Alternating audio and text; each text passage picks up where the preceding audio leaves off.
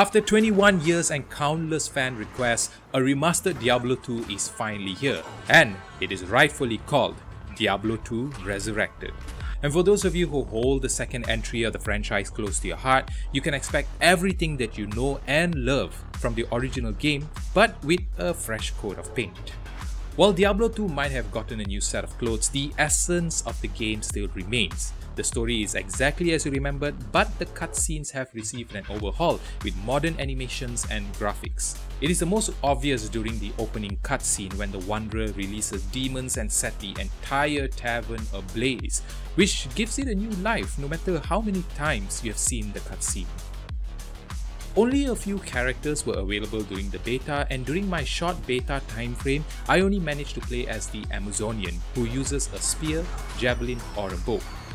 I usually play range classes in most ARPGs, but I remember playing as a sorceress back when I first tried Diablo 2, so I kinda wanted a change. For those of you who have never played the game, Diablo 2 is nothing like Diablo 3. While Diablo 3 you could easily just stand in a spot and wipe out hordes of enemies, Diablo 2 requires you to take a more tactical approach.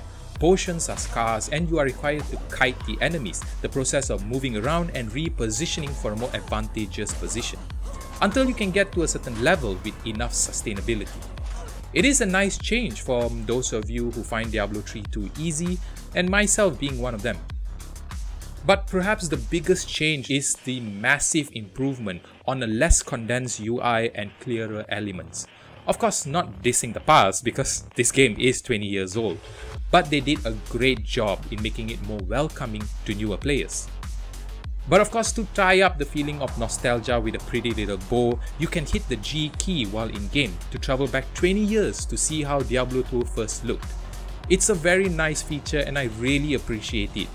But seeing the improvements Blizzard made for Resurrected, I spent most of my gameplay with the upgraded graphics. There were some issues with the network where my character would rubber band back to a previous location once I moved around, and it could be quite a problem, especially because when you die, the game punishes you by dropping all your gold, equipment and items. But it's still in beta, so I hope that this problem will be fixed before the full launch.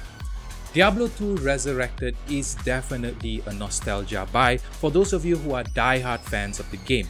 But with both the improvements to the user interface and experience, this is the perfect chance for those of you who want to see what Diablo was in its purest form.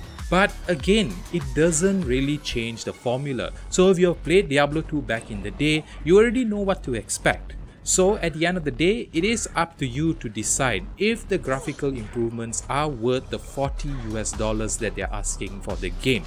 And that's my first impressions of Diablo 2 Resurrected. Let me know down below what you think about this and if you're excited to try out Diablo 2 Resurrected. And with that, I will see you in the next video.